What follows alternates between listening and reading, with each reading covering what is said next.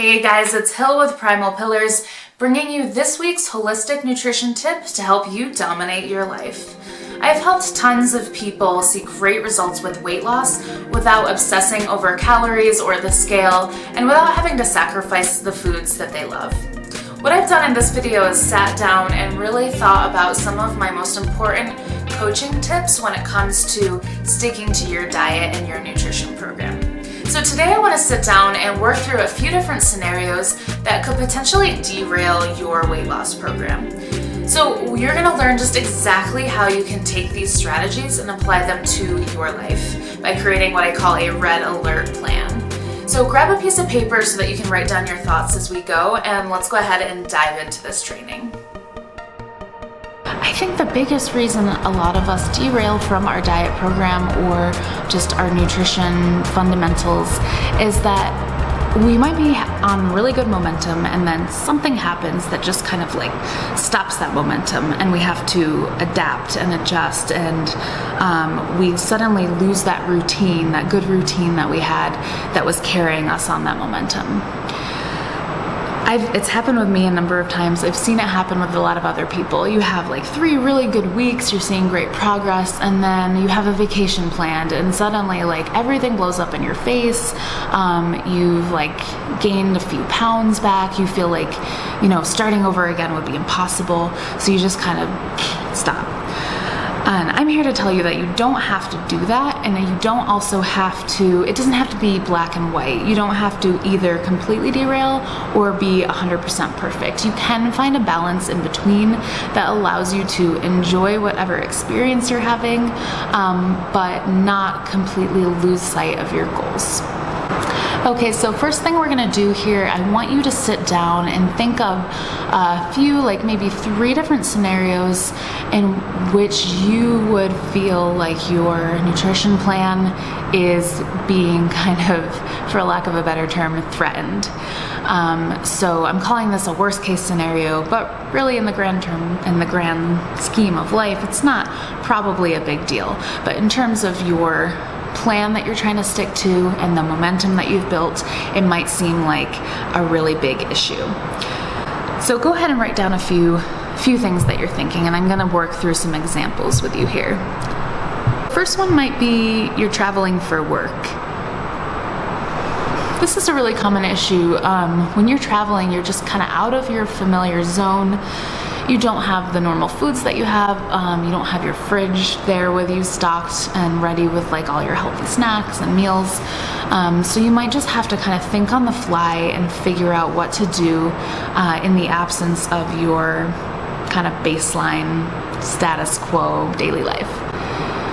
So you've been traveling for work, maybe you've been in an airport for many hours, maybe your flight's delayed, or you're in a hotel and there aren't a lot of food options around except for fast food. Scenario number 2, you're on vacation. This is a common one. In fact, I think this is most commonly the reason why people get kind of derailed from their nutrition protocol.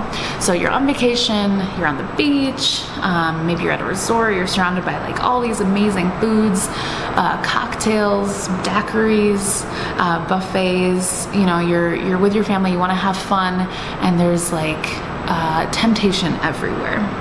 Situation number 3, you're out to eat with friends, and when you say no to a food item, they might begin just pressuring you, like, oh, come on, it's so-and-so's birthday, like you can have a piece of cake, or like have that 3rd cocktail, forget about your diet for today, like don't worry about it. So you start to get this kind of peer pressure. And I think it can oftentimes be so much harder to say no to friends than, saying no to yourself or saying no to other people. And you get kind of caught up in the moment. You're like, oh yeah, it is a special occasion. Like I should just relax.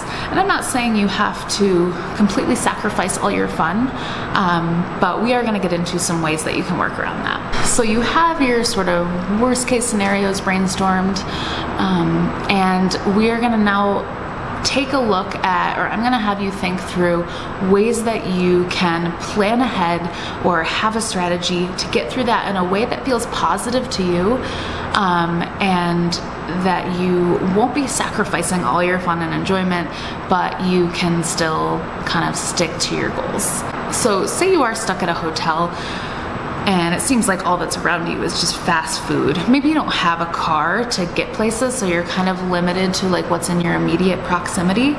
But you know, we have things like Uber now, which are pretty inexpensive, so you can always go that extra step. I'm not saying it's gonna necessarily be easy to track down those healthier food options, but who said big achievements were ever easy? So despite appearances, there's always some way to get your hands on healthier food choices. I'm pretty sure everywhere you are in the USA or anywhere else, there's gonna be some sort of grocery store nearby in some way to you. So whether you have to walk or take Uber or whatever it is, seek out that grocery store or supermarket and get some easy protein. So stock up on some things for your hotel room, or for or you know, this applies to an airport. Like usually there is some sort of healthier food option. It might just be more expensive, unfortunately. So stock up on things like hard-boiled eggs, cold cuts.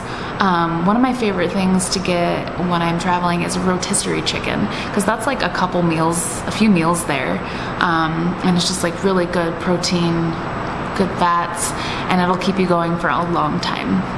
And you can just kind of stash that in the fridge. You can put it on a sandwich, like whatever you need. Plus, if you are traveling for work and you're in like meetings all day or whatever it is, stock up on foods that are going to keep you energized throughout the day. So typically things like that would be higher protein, higher fat snacks like nuts or cold cuts or hard-boiled eggs, something like that.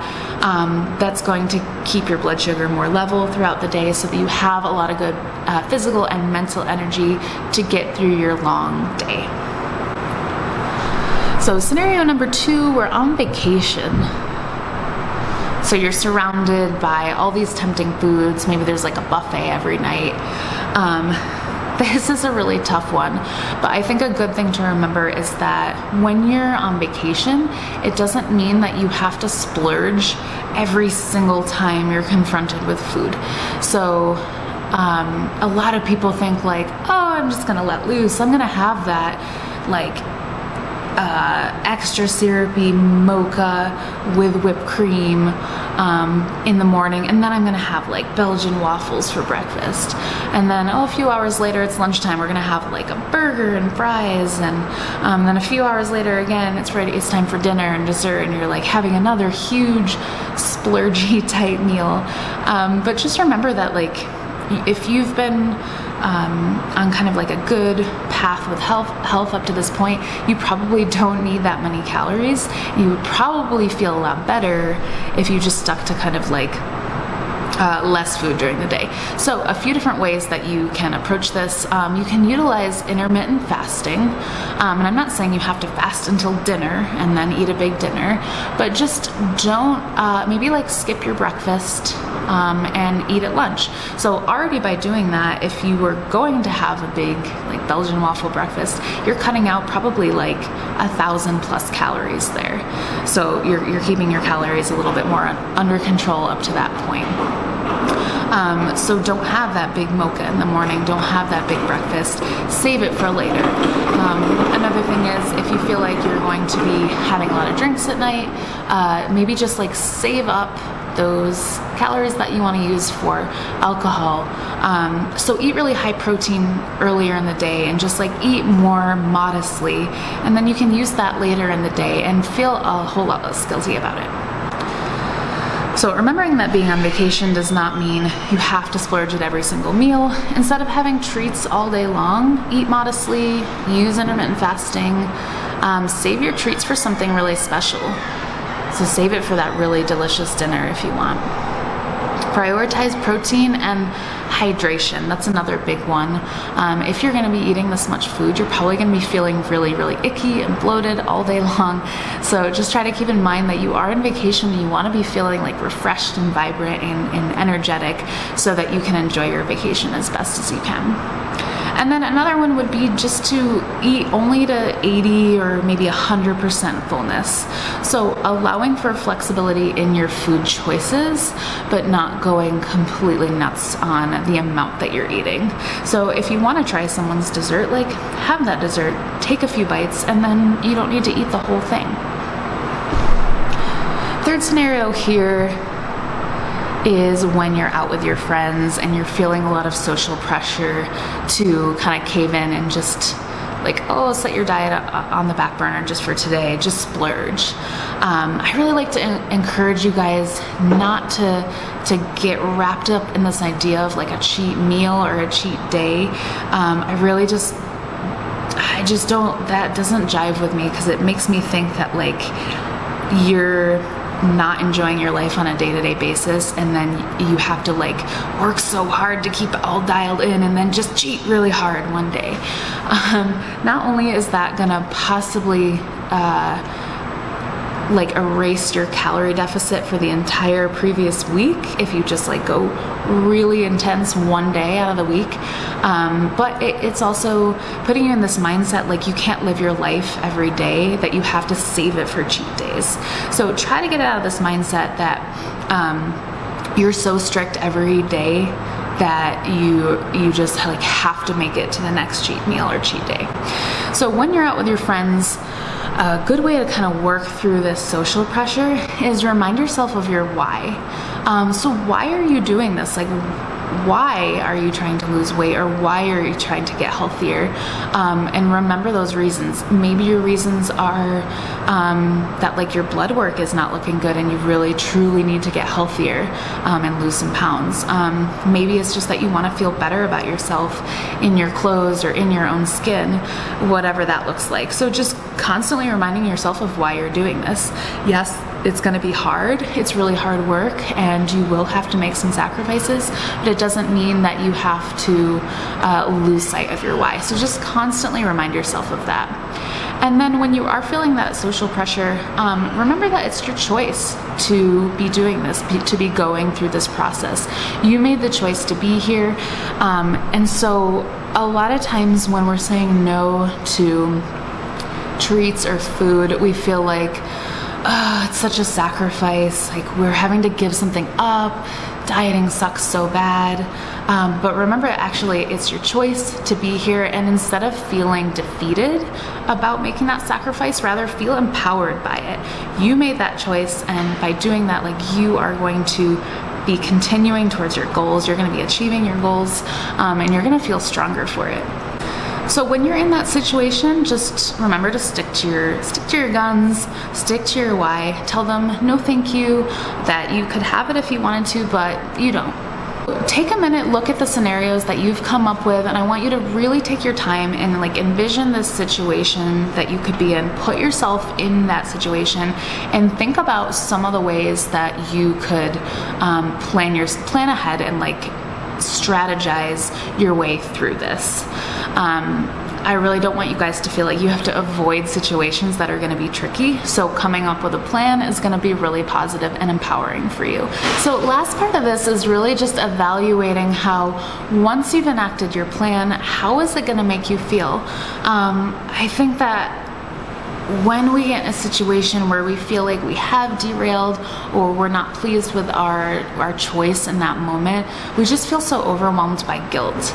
And I think like all of those negative feelings, when you really are trying to work hard to improve your body and lose weight, it can just be really, really defeating to feel like you've failed.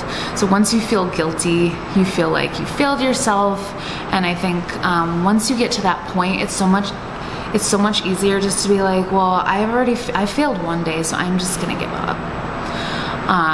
So trying to avoid that situation. And you know what, like even if you don't do the best in this process, especially at the beginning, please don't beat yourself up about this. Like it's just one day, and like we've talked about in some other situations, like as long as you're making positive choices in some way every single day, you are going to be seeing results.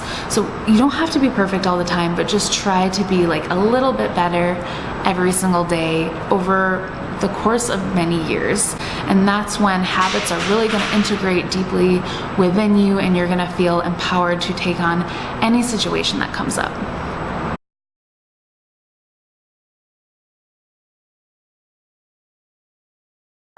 So just looking at our scenarios that we've been working through, the first one, when you've been traveling and you decide that you are going to seek out those healthier food options at a grocery store or whatever it is, how are you going to feel? My bet is that you're going to feel energized. You're going to feel in control of your life. You're going to feel in control of the choices that you make. And if you're traveling, usually we don't always feel our best traveling. So you're probably going to feel more energetic. You're going to feel better in your body. And when you do get home, it's going to be as if it was all just part of the plan, all just part of your normal routine. And you can just slip back into right where you were when you were at home. Situation number 2, you're on vacation and you've decided to implement intermittent fasting to kind of minimize your calorie intake throughout the day. You're minimizing those big splurges. You're kind of saving up your calories for like something really special throughout the day. So how are you going to feel once you work through that scenario? I think once you get home, you're going to feel refreshed.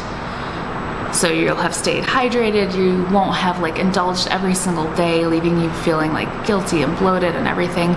You're gonna feel energized, you'll feel refreshed, you're gonna feel really good about yourself instead of feeling completely overwhelmed by guilt. A lot of times when we come off of vacation, we feel like exhausted and kind of like crappy. You might have picked up a little bug on the airplane or whatever it is. So just continuing to feed your body with healthy things, nutrient-dense foods, and trying to like operate at an ideal level of your health, you're gonna come back feeling really refreshed from your vacation. Situation number 3, when you're out with your friends and you tell them no thank you, that you're in control of your decisions and you choose not to have that third cocktail or have that piece of cake. You're gonna feel empowered by your decision. You're gonna feel confident that you can say no even in the face of pressure. It really is hardest sometimes to say no to friends and people that we really care about because we want to show them that we're just like relaxed and at ease and we don't care about our diet. So remembering your why, remembering that you're in control, you're gonna feel really good about this situation. Thanks so much, guys, for working through this red alert plan with me. I hope you have taken some good time to sit down and think about what this process would look like for you. So as you move forward with your nutrition program or just with your daily habits, really try to integrate these processes and think about how they can best serve you in your own life. So in the situations that you're going to be facing, what's going to work best for you. And don't be afraid to just get out there. Like, don't avoid situations where you're going to have to make hard decisions. Face it head on and really try to just do your best, adapt to the situation. You are a highly adaptable creature, and I'm pretty sure you can be resourceful enough to deal with whatever comes up. If you learned something today, make sure to hit that like button and leave a comment and tell me what your worst case scenarios were and how you resolved those issues. And if you jived with this sort of video, consider subscribing to the channel so that you get all the updates when my newest video tips come out.